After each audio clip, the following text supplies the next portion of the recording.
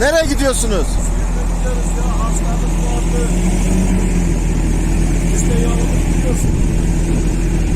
Hoş geldiniz. Sağ ol.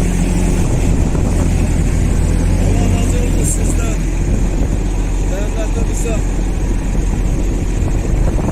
Kaç saattir buradasınız? İşte sandık. Mahsur kaldınız.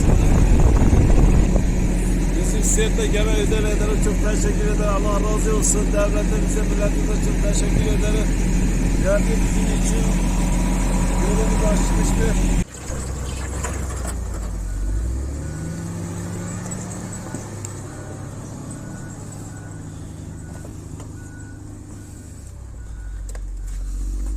Geçmiş olsun kaptan. Yoğun kar var. Minibüsün içinde yolcular da var. Mahsur kalan minibüsün içinde. Gördüğünüz gibi yoğun bir kar yağışı var. Hala devam ediyor. Yollar kapalı şu anda. Siirt İl Özel İdaresi müdahale ediyor.